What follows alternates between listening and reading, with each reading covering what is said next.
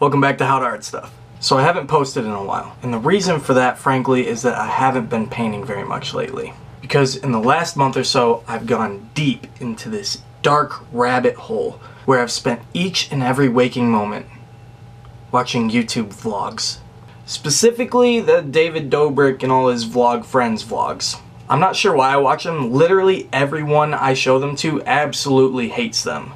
But I keep watching them every day, all day, every day. And instead of dealing with my addiction like a normal adult by going out and finding a different vice, I've decided to do exactly what the 14-year-old girl version of me would do.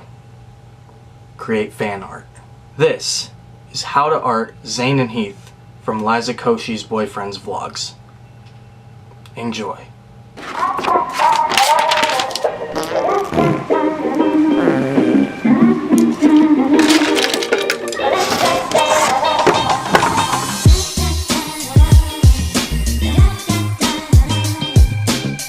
Now, ZANE and HEATH are two members of this so-called vlog squad. They aren't my favorite, or the funniest, or the most popular. In fact, I chose to paint them simply because I felt like they were the most likely to hit me with a shout-out. So if you're watching this because they sent you, I'm a genius fortune teller, and you should subscribe. And if not, well shoot, we'll have to try next week. But since you're already here, might as well subscribe. Now, moving on to the actual painting, I found that one of the trickiest parts about this was trying to paint the size of their heads in proportion to each other and where the viewing angle is, or the camera that took this picture. Heath is only a foot or two behind ZANE, but I've painted his head nearly half the size. Not because he's some weird man-shaped child, but simply because the camera is only a foot or two away from ZANE. This is known as the rule of halves and doubles, which is a term coined by probably the second greatest YouTube artist, Mural Joe, which states that as objects go back in space, they will appear to be half the size as the distance doubles.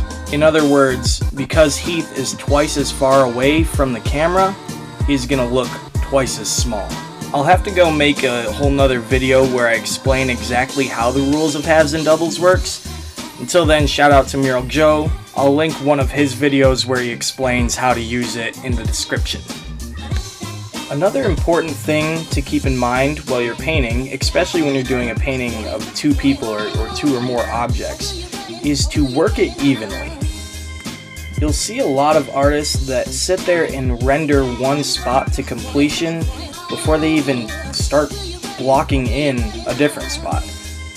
That's why you'll see me bounce around from painting ZANE to painting Heath, to painting their shirts, to painting the background, back to ZANE, back to Heath. I try and keep myself moving around the canvas throughout the entire process. My reasoning for this is that colors appear differently when put with other colors. So if I go in and render their faces how I see the colors, as soon as I put in that blue for the background, my perception of the colors in the face will change, causing my perception of local color to be skewed. And that's a problem. So yeah, just make sure you bounce around the whole canvas, working the entire thing all at once. That way your colors will stay true, crispy, and perfect. So now that I'm getting close to a completed painting, I'm going around and pushing in some of the details, but constantly reminding myself not to overwork it. I still want to preserve my brush strokes, and I still want to preserve my style. So when I put in these details, I'm doing them sparingly and only in the focal points.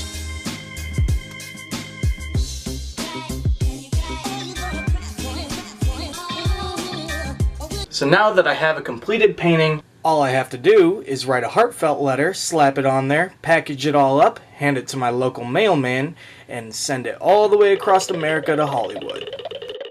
Then I just sit down in a dark room and anxiously wait for a response.